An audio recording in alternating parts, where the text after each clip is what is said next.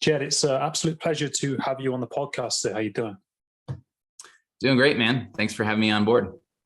Yeah, no, you're most welcome. It's really great to have you on, and I'll just kind of talk a little bit about what you do at the start. So you're the co-founder of High Ticket Labs, and you've helped generate over $10 million for Grant Cardone and many other business key figures out there in business. Like, kind of your work and your story. Kind of how did you kind of get into this area of work, and what is it that you do? Yeah, no, I appreciate that. So my journey to entrepreneurship was definitely a different one, but also I kind of feel that's the case with most entrepreneurs. I don't think that we really have any, clear indicators, I guess you could say. There's a few out there, not aligning with jobs that you might have if you were ever got into jobs, or you might be the person who was a natural born entrepreneur. For me, my dad was an unsuccessful entrepreneur. He worked in the construction industry, self-employed, had contracts with a lot of different American companies. But it was when the good times were good, they were ridiculously good. They were very good. But when the times were bad, it was, we had our, cars repossessed, homes foreclosed on, and a bunch of stuff. So having experienced those really highs and really lows, I was very timid going into any kind of entrepreneurship. So I actually spent most of my adult life in the nonprofit sector. So I worked for 12 years helping NGOs and charities overseas, based out of New Zealand for a long time. And in that time, I was focused a lot on training. And the main things I was training around was essentially around people and money. The two things that all nonprofits struggle with is how to get more volunteers, how to get more people to help them do the projects that they need help with, and the money to fund those projects. And as I started to get exposed to the entrepreneurial, small business, and startup worlds, a lot of those things still applied. If you look at any startup, any entrepreneur just getting their feet wet, any business that's trying to scale, the things that they're trying to scale in, it usually requires capital and it requires human resources. So I found that there was a lot of those skills that I had developed in one industry and how they kind of applied to another. So after being a little bit more intrigued in that industry, I got exposed to and got a really good opportunity to be a part of a fast startup in the knowledge business industry in like thought leadership. It was called Advance Your Reach. I came on as one of their first staff members, and was on their leadership team for about 4 years. And in that time, they went from a $2 million company to a $25 million company per year in annual revenue by the time I left. And because it was a more of a B2B, or sometimes I call it a B2E, business to entrepreneurs, they were selling to other entrepreneurs a lot of their stuff. I had the privilege of working with hundreds of starting entrepreneurs, dozens and dozens of very well-established entrepreneurs in the multiple 6 and 7 figure ranges, and a few key partnerships with multiple 8-figure companies. Grant Cardone was one of them. I did some partnership development with the founder and a few of the key team members. And it was really good privilege to be able to just see that take place. And in fact, it inspired me so much that I decided to go out on my own finally after, half of an adult lifetime to finally come around to the idea that being an entrepreneur doesn't have to be what it was with the way that I got brought up. Right.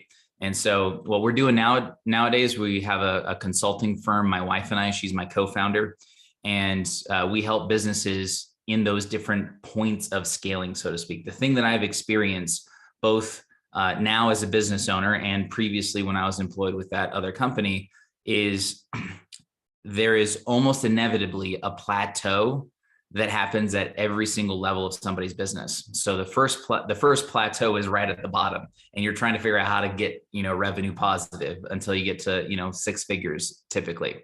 And then your next one, it happens around the multiple 6-figure mark, in US dollars terms, it's like 250 to 500,000 is typically where that next plateau comes.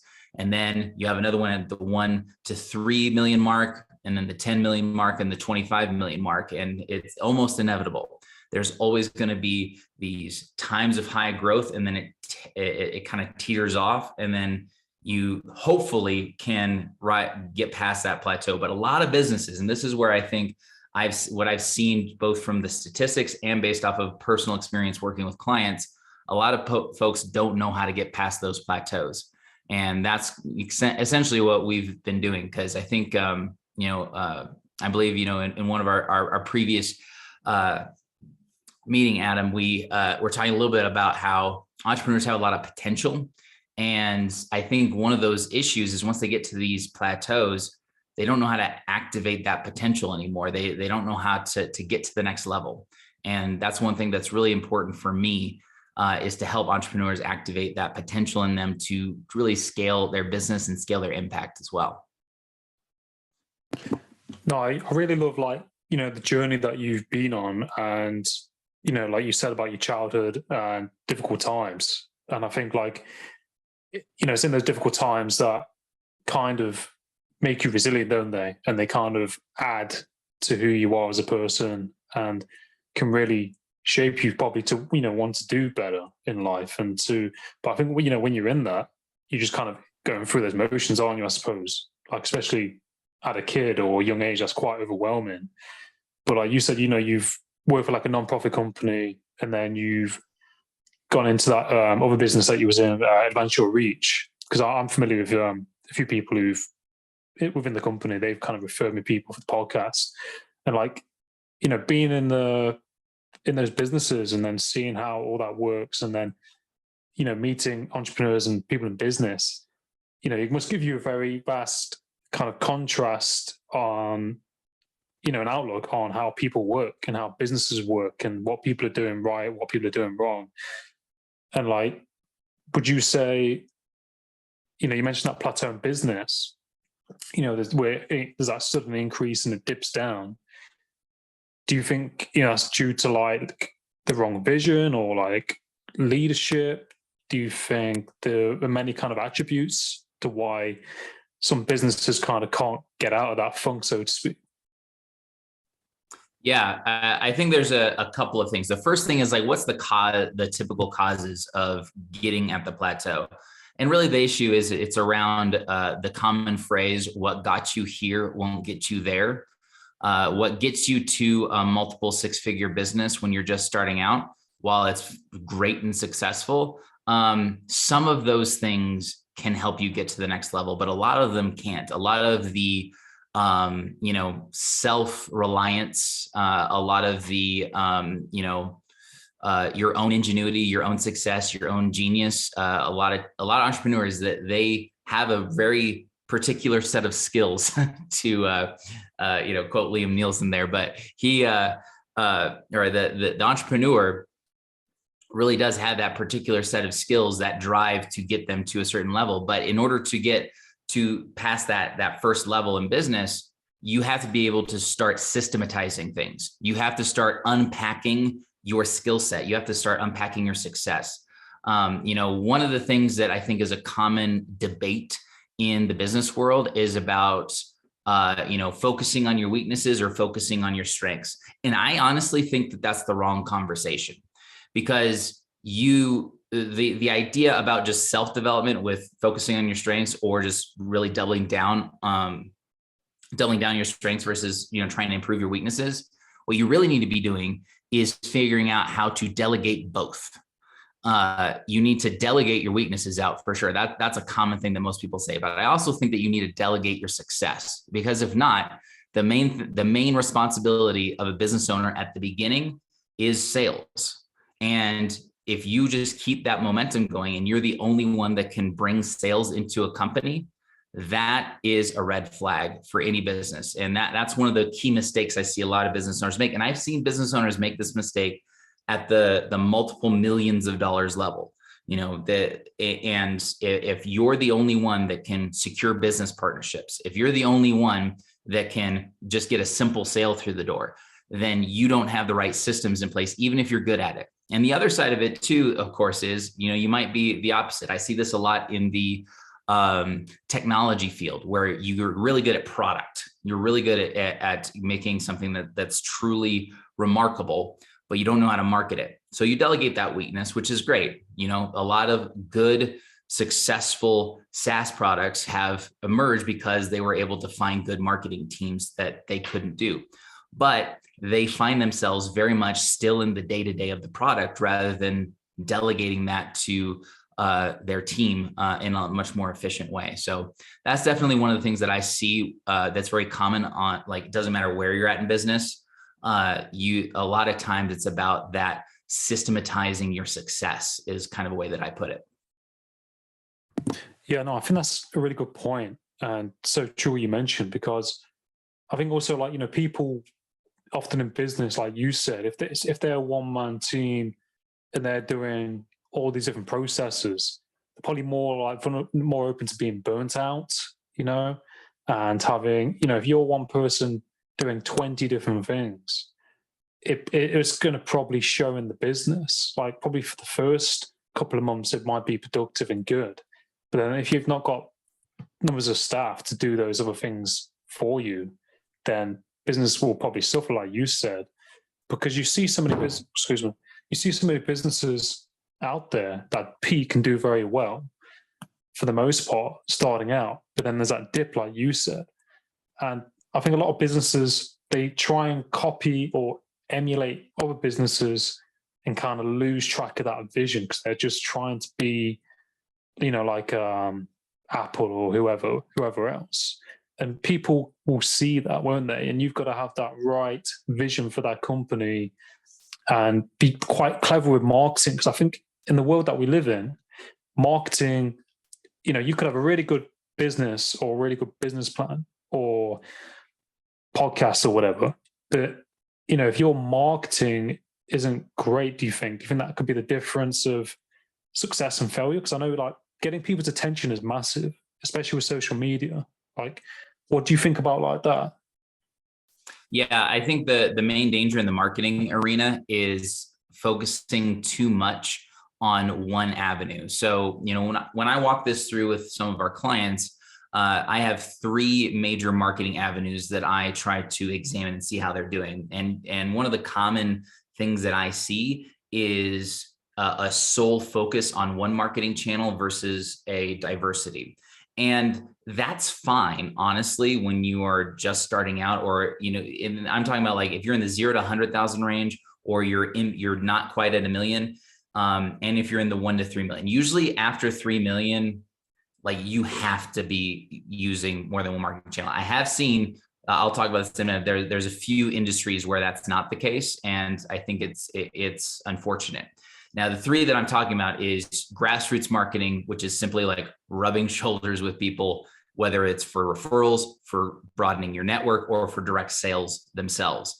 So grassroots is really the foundation of almost any business that I've ever seen, even for fast startups. You know, if you look at a startup scene, what are they doing? They're trying to get funding so that they can then get into other marketing channels. But how are they getting that funding? Through one-on-one conversations, maybe a few like one-to-one or one-to-many environments like pitch offs and things like that. But at the end of the day, it's still grassroots at the beginning so that they can raise the funding to do the other two kinds of marketing, which is direct response marketing. That is like putting an ad on Facebook, and that ad is not meant for brand awareness. It's meant to make sales. So there was only one, this is mostly for the American audience, but if you saw the Super Bowl, there's always a bunch of different commercials, and they're all mostly brand awareness. So that's the third channel, is brand awareness. And I'll talk about that more in a minute. But in direct response, there was only one commercial that did that, and it was genius. It was Coinbase, and they had a floating QR code. And it was just going around the screen, but it's the only one that had direct call to action that got people onto that website just based off of curiosity. So that's probably the most recent, most like widely well-known version of like a direct response campaign. But honestly, anytime you see a Facebook ad for particularly like product-based businesses, they're trying to sell you something and they're trying to get a sale very relatively quickly. That's direct response. And I feel that a lot of businesses, especially in the space that I came from, which was in the knowledge-based subject matter expert field, a lot of people will rely on that only, and they'll start with the grassroots, but they'll quickly try to abandon that as quick as possible, get into the direct response route, and they'll never get to brand awareness. And the reason why that's such a big danger is that if you don't get brand awareness right, then you are going to consistently and always be chasing the next dollar. You look at some of those that have done very well, going back to the subject matter expert field, Gary Vaynerchuk has done a very good job of doing this. He does, to this day, I don't think I've ever seen an ad from Gary Vaynerchuk. I don't think I've ever even seen him like trying to sell stuff, but he always talks about his agency and his marketing agency, and he's just sharing content for free on all of his platforms. And he has millions of followers. He will never run out of business because he has built a brand, and that brand is outlasting anything that's over in these other two buckets. But unfortunately for most people, even in if you're honestly less than a $25 million business, you probably don't have the brand awareness, the market penetration to really make that the only thing you need. You need to be working on that and developing that channel while you're also doing grassroots and also direct response. So that's definitely a big mistake that I've seen a lot of folks make. They either don't focus on grassroots at all, they move on from it too quickly, or they just get in the hamster wheel of advertising, whether, through ads, affiliates, or whatever. They're just in that hamster wheel all the time. Yeah, definitely. And I think you can definitely learn a lot from observing other businesses and observing other people and the work that they're doing. And I think, like you said, people just get caught in that hamster wheel, and they're paying tons and tons of money for Facebook ads, for Google ads, or they're paying other people to market their content for them. And, you think of, if you don't know how to do it, you're just continually spending money on other people to do it. I mean, if you're aware of how it works and you can tell people how you want it to be and pay them, that's fine. But I mean, like you said, Gary Vee, he started from, like Wine Library and, working with his dad, and he's built up that empire over time. And, he did is it Google ads when they first came out? He was on Twitter and social media, and it's all that process and all that building, isn't it? And I think in business, and especially in, marketing and this kind of work, it's not like it happens overnight, is it? And I think things take time. There's a lot of patience. There's a lot of risk, a lot of self-discipline. I think there's a lot of, the unknown. And from, you've set up a business with, your partner, as you described, was it intimidating kind of making that jump? Because I mean, a lot of people sometimes stick to what they know and play that field for the rest of their lives because it's safe. Was there any intimidation or what was that kind of, where was you at when you were making that shift? Because I think that's what a lot of people kind of fail to do, or they do it and make mistakes and then don't go back to it. Yeah, no, that's a great question. I think for me, I had two big transitions, but one was far bigger than the other. And the first one was the biggest one, which was going from the nonprofit industry into the entrepreneurial space.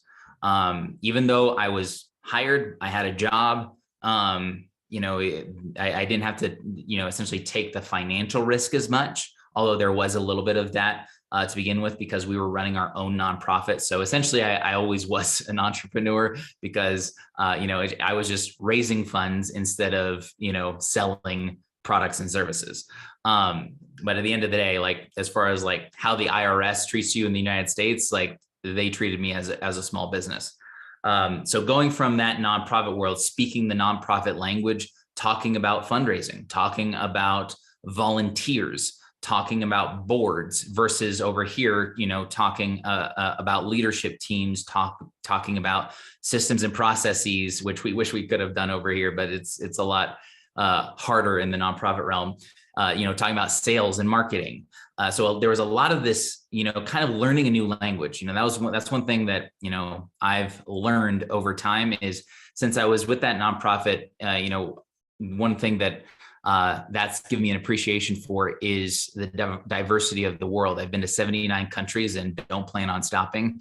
And I've, made moderate progress on learning a few languages. My wife and I are actually going this summer to Central America, and we're going to be learning some more Spanish.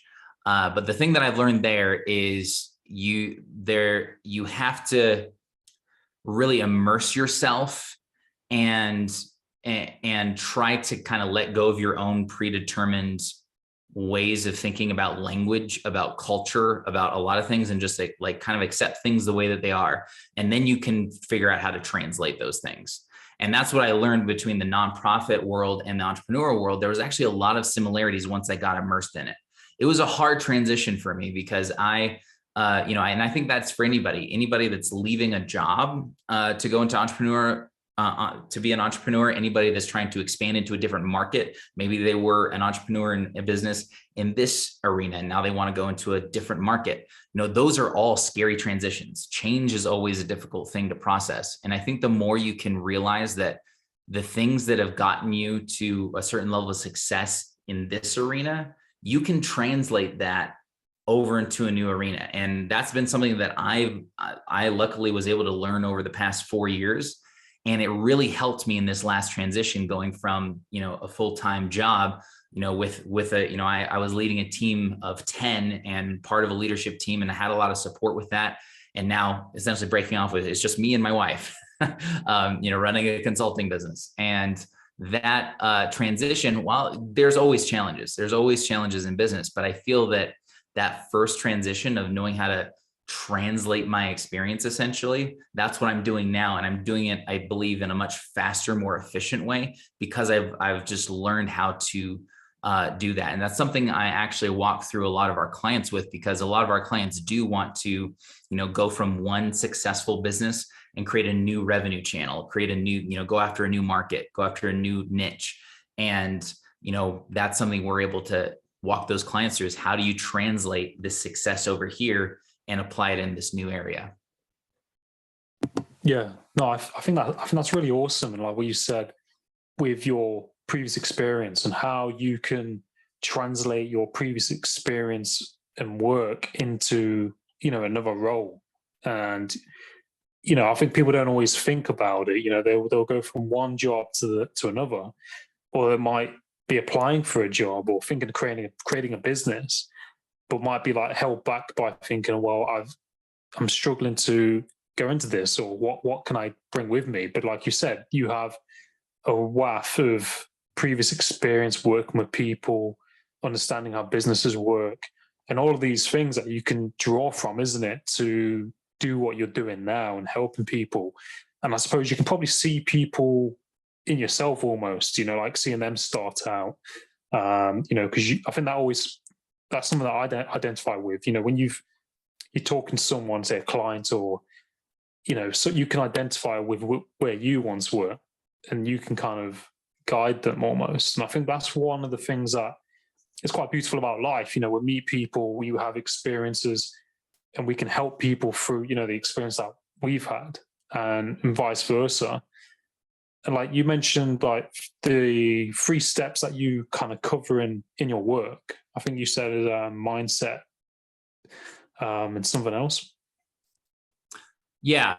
So I cover 3 things, and the overarching thing around all of it is mindset. I think that, anybody that teaches you systems, teaches you processes, even if it's a done for you agency, if you're working with a coach or consultant specifically, if that coach or consultant isn't helping you on the mindset side, then they're probably not a good coach or consultant, because that's honestly an overarching framework for anything. You need to have the inner game before you even think about the outer game, is a way that, one of my clients actually put it. But, outside of that, we talked a little about the marketing bucket. That's definitely something that's huge when it comes to scaling. But before that, you also got to make sure that you're positioned the right way. And there's 2 ways to do that. The first is making sure that you have intellectual property. And what I really mean by intellectual property here is essentially making sure that your brand is unique, recognized, and well-positioned. So, I'll give you kind of two examples. So, in one instance, we helped transform somebody's process that they used to create a very successful e-commerce business. And they wanted to get into a new market with online education. So we helped take that, process and success of, marketing for e-commerce was really where this person was very adept at. And we helped, package that into a sellable intellectual property. Just because you have a success around something, or even if you have like a good widget, a good whatever, if it's generic enough, if you're not using the right words, if you're not making things proprietary, then somebody else can take that idea. But if you really know how to make an intellectual property that's your own, that's unique, that's well positioned in the marketplace, it doesn't matter if you're trying to go into a new market like this person did. I had my second example is we work with a hair salon that's continuing to do great in their industry, but we're helping them getting ready to expand that intellectual property to go into multiple locations, to start to franchise.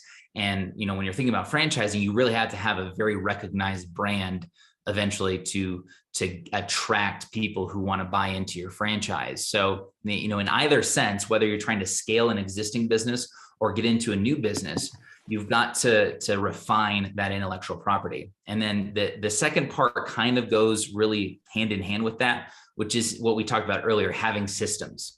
And that's one of the key things that I've seen on getting people past their growth plateaus is having key systems. One key thing that, just a kind of like a small example of one of the things that I've worked on with clients around that, on having systems, is simply tracking. Like, do you know where everything's coming from? Do you know your numbers, essentially? And a lot of entrepreneurs think they know their numbers. I did this post on Instagram the other day about, asking if entrepreneurs are mostly going with their gut or if they're going with facts. And most people were saying they go with their gut, which wasn't surprising to me. I've worked with many entrepreneurs and most of the time they go with their gut. And here's the thing, going with your gut is most of the time a good thing. The general direction of where your business is at any given time, your gut just tells you. And I'm like that as well. However, the other thing about having just a gut feeling about things is the highs can be super high for you and they might not be that good in reality, or they could be super bad for you. And you think that the world is on fire, but in reality, if you looked at the numbers, it's actually not as bad as you think it is. And that's where I think, getting metrics and getting, a dashboard for your business is really a key step in showcasing like where the leaky buckets are and also how you can delegate that out to other staff. So to recap, that's intellectual property, systems to scale, and marketing are the three things that I walk through with most clients.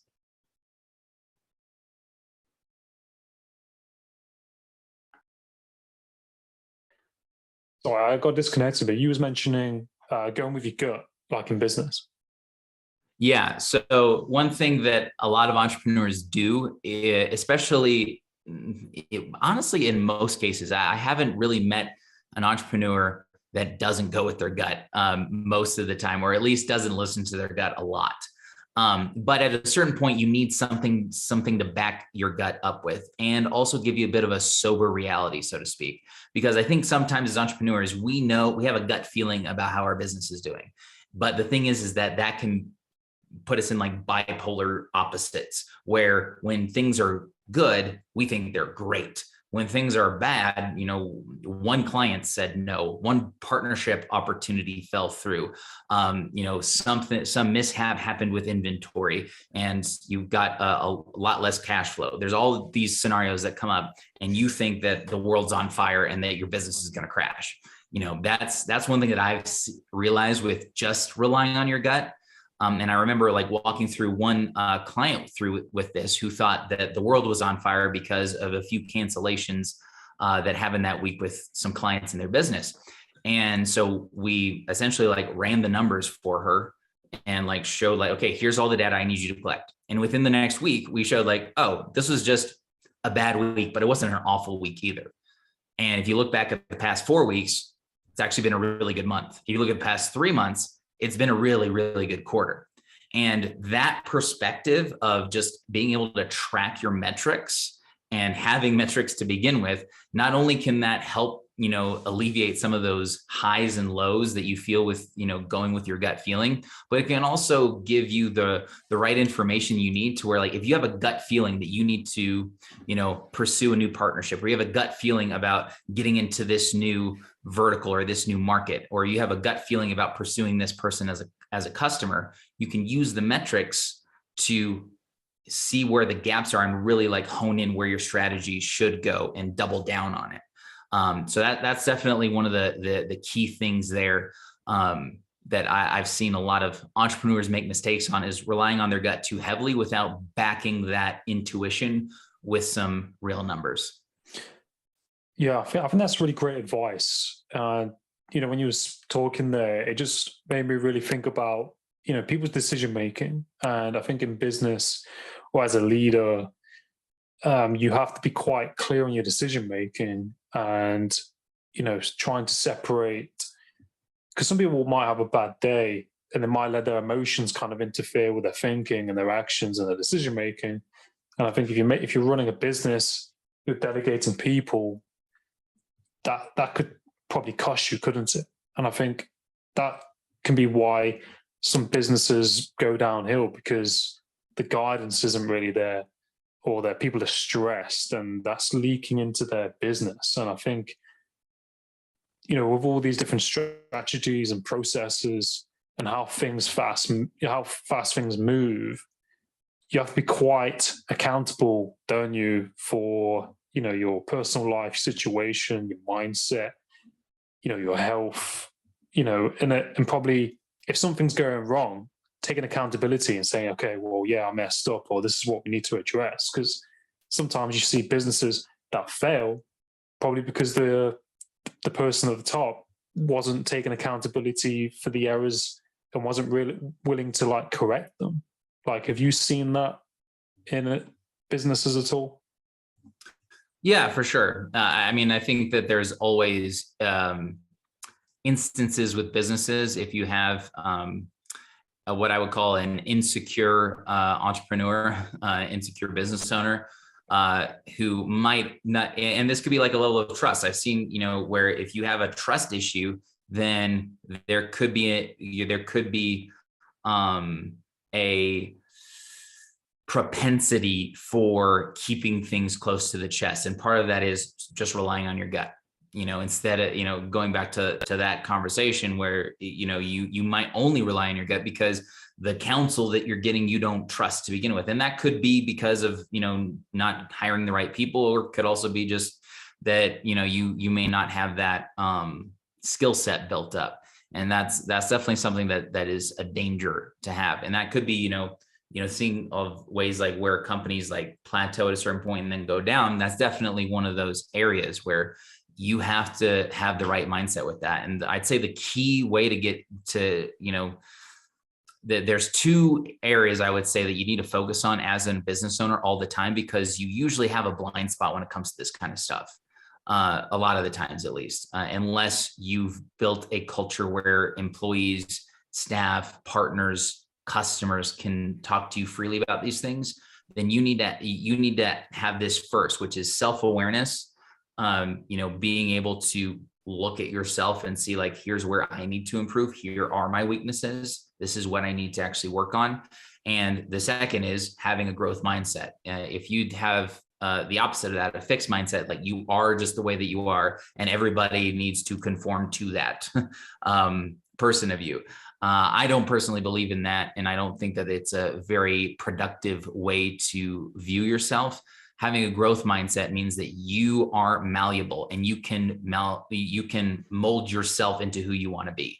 And I think that a lot of business owners can fall into the trap of just look, and this is one of those parts, going back to early in our conversation, we're talking about like strengths and weaknesses. I've seen many people double down over the years of focusing on your strengths. And I mean, look, when you have a big research group like Gallup, who has the Strength Finders test, and they like really drive this home, I get the reasons why. But here's one of the dangers about just doubling down on your strengths. You can make it feel like, okay, well, these are my 5 strengths. This is all this is what I can do. And if you really just, not even focus on your weaknesses at all, then you can create if you're like, like most entrepreneurs, if you have high achiever, high futuristic, high strategic, if you have any of those kind of strength finder qualities, and you are very low on other ends that are more about, being empathetic, being, understanding and having just a more sober understanding of people and being able to connect with people on a personal level, but you're more about like the goals and the vision and the tactics and the plans, then if you can't work on these weaknesses, if you decide that like, no, this is just the way I am, then that's really going to be detrimental to your business in the long run. And I think that's one thing that a lot of personality tests get wrong, is that, this is the way that you are, this score that you have is the way that you are, and that's it. And that's why they usually tell you not to take those personality tests more than once, which I have, because I know that I am way different than I was when I was 20 years old, when I first took some of those tests. So that's one of the things that I think that you need to do as an entrepreneur, is constantly have that growth mindset. Yeah, I think that's awesome advice. And I think, like you said, being malleable, being able to shift and mold yourself to any situation. Like a lot of people get fixed into what they're doing. And I think, like you said, in terms of people where they're just looking at their strengths, for example, like when you was talking about that, it reminds me of the Wolf of Wall Street kind of thing. And you saw what happened later on, in that business and what they were doing. Right.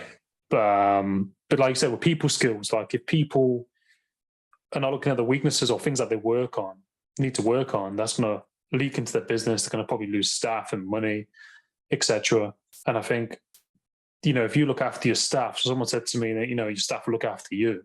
And like you said, if those people skills are there, that understanding, that empathy, because obviously businesses need to make profit. I understand that. But if you're just kind of focused on those numbers all the time and stats, and people need to get the targets, without those people skills, they're not going to enjoy the job. They're probably going to get burnt out trying to get the targets. So like you said, it's all these little tiny things that are big things in the long run, and that self-awareness and being aware of, how you're communicating forward and how do you want to be communicated back. And it's that, if you put yourself in the shoes of the employee, how do you want to be communicated to? How do you want to work? And I think these are key. I think more businesses are being more open to it now, but I think there's still a percentage of businesses with a pretty hard nose on the other side. And like, what if you was to have someone come forward to you for you to help them? Like, where's the starting point? Like, how do you go about that initial kind of first meeting or contact? What do you look at? Yeah. So the things that I mainly look for is, first of all, where are they at in their business? We've luckily been privileged to start to scale our own business and provide more multiple entry points. Essentially, when we first started out, we started a way that I advise a good amount of businesses, not every business, but a good amount. My advice is usually to start with something that is high priced. That's why we call ourselves high ticket labs. Because there have been exceptions with some clients who have a different kind of business, but for us, it made sense to have high level, high ticket consulting for already established businesses that were at that plateau of 1 to 3 million, or $500,000 or more. But now we've been able to look at that and being able to provide some different opportunities for folks that are just starting out as well. So that's the first thing I try to see is like, okay, number one, where are you at in business? Which phase of business are you in?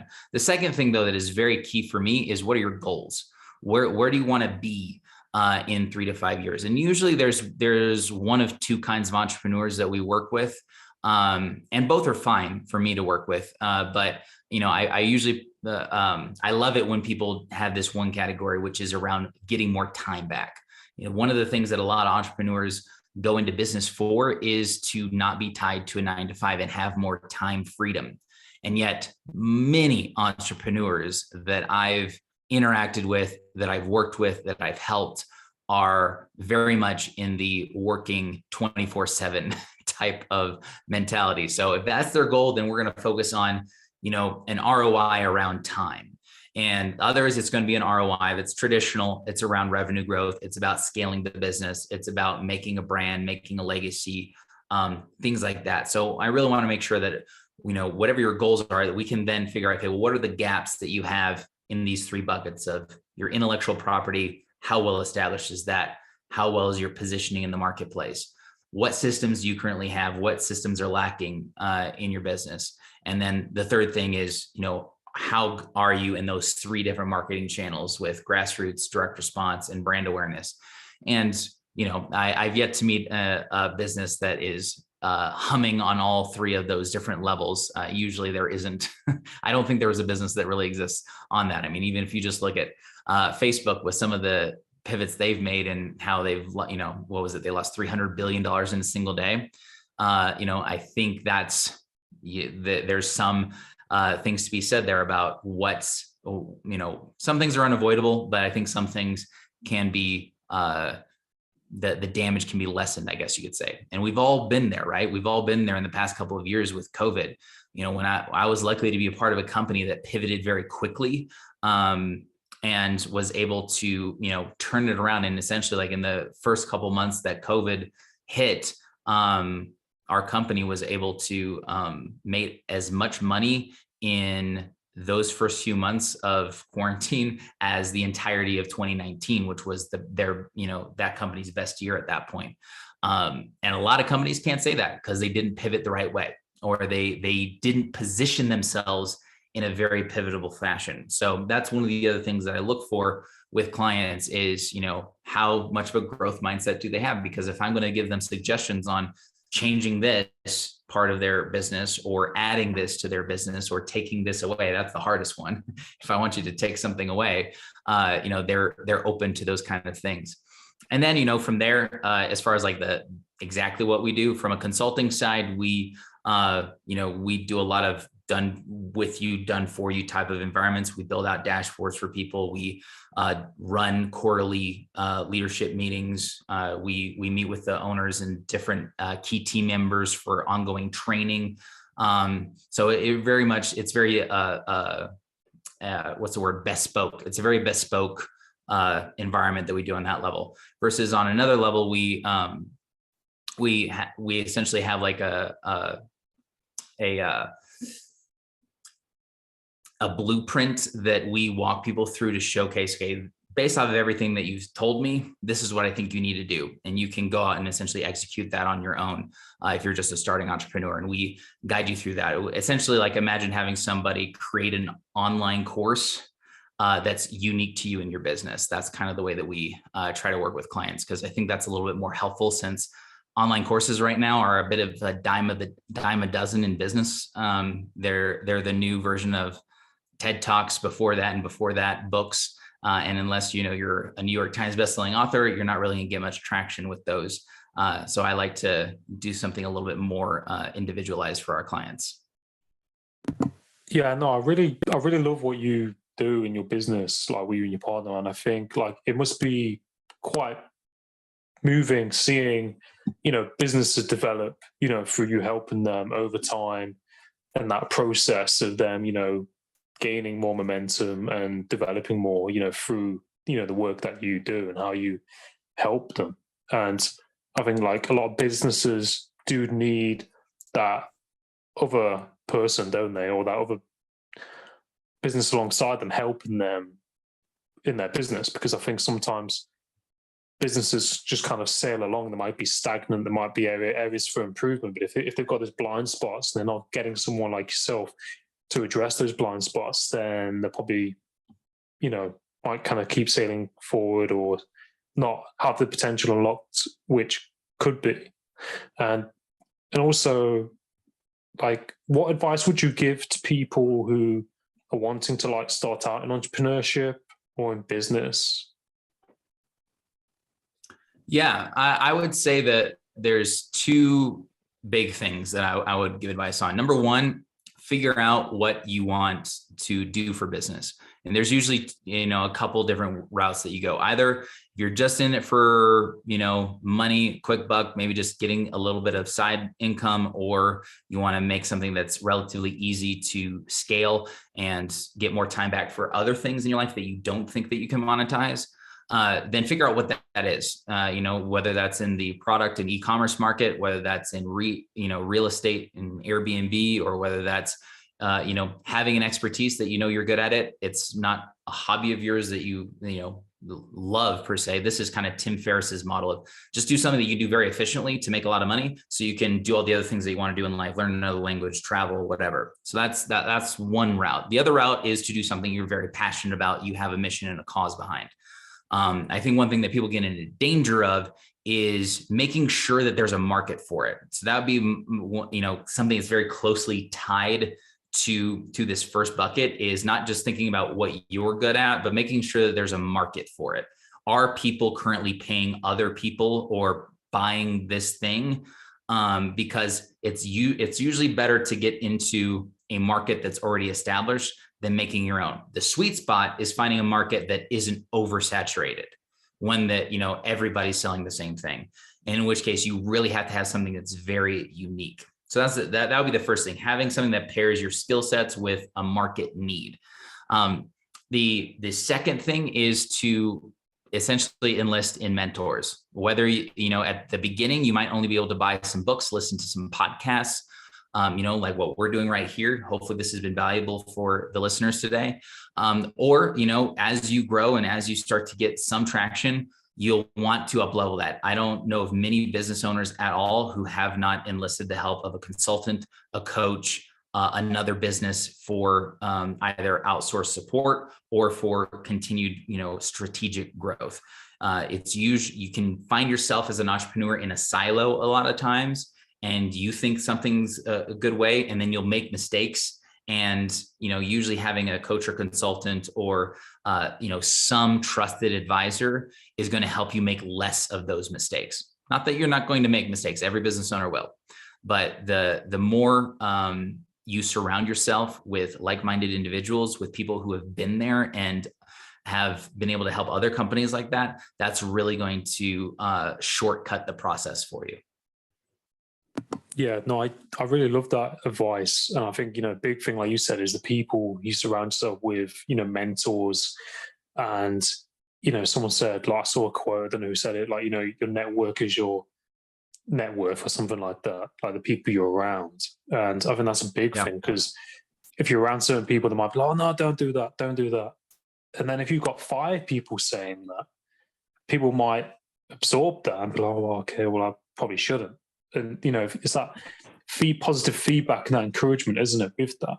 But no, I think that's really great advice what you stated. And I know we're cut for time, but like a last question, do you have any favorite books at all?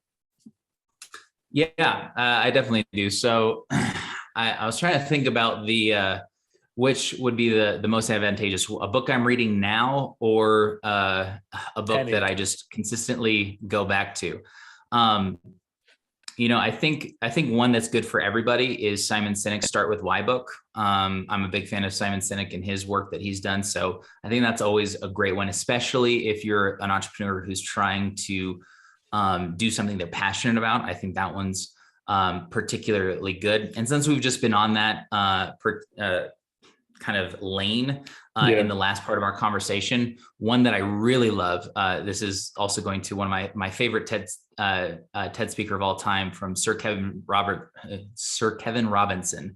He recently passed away, but he has the #1 most watched TED Talk of all time. And he has he has a book related to that TED Talk around education. And it's called, I believe it's called Finding Your Element. I know elements in there, but I'm pretty sure it's called Finding Your Element. That's another great one for, if you're in the exploratory phase of business, especially, it's a great book with some really good exercises. There's some books that I'm not so great at when it comes to like doing the exercises of the book, but that's one where like it was really top notch what he did. I'll give you a third bonus one that's more about sales, and that's Book Yourself Solid by Michael Port. I think it's really great for businesses that are in the service-based industry. So if you're in professional services at all, it's a great way to have a whole system around getting booked business. Yeah. No, that's awesome. I really appreciate you sharing your favorite books. And I think, you can really take a lot from reading books and, being able to apply that to your business, to your life. I think, it's super important to find the right books for you and go through them. And so another question I just thought now, do you have any like mentors or role models, if you could pick any? Well, I mean, one that was very instrumental into me getting my own entrepreneurial journey was my former boss and CEO of Adventure Reach, Pete Vargas. Definitely check him out. He's a great guy, has a great company, and believe in everything that they're doing. So yeah, he's definitely been monumental in my own success. Other previous ones would have been folks in my nonprofit industry and also some teachers growing up. Mr. Aho probably isn't listening to podcasts anymore, but he was my fifth grade teacher who definitely inspired me to do a lot of the things that I'm doing today.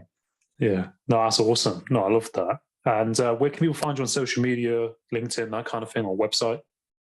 Yeah, so as far as social media, I'm Jed Olson pretty much everywhere. So that's Jed Olson. I have the Swedish spelling of that name. And then, if you want to check out more of what we do, you can go to highticketlabs.com. We do have what we call a rev scale diagnostic assessment. It's a very unique assessment. It's not like any quiz or anything like that you've ever taken. It's an open-ended assessment that we personally walk people through for free to see like what opportunities exist in your business to grow it to the next level. So if you want to check out that diagnostic, go to highticketlabs.com. No, that's awesome. And as well, like Jed, I'm really, really grateful to have you on the podcast and to connect with you. And I really, really, love the work that you and your partner are doing. And I think it's really valuable and offers a lot of value to people and helping them in their business. And I look forward to doing more content with you. And I wish you all the best for the future and what you're doing. Yeah. Thanks so much, Adam. And thanks for having me. You're running a great podcast here and looking forward to seeing it grow as well. No, awesome, Jed. Thank you. Thank you so much for your help. Thank you. Yep.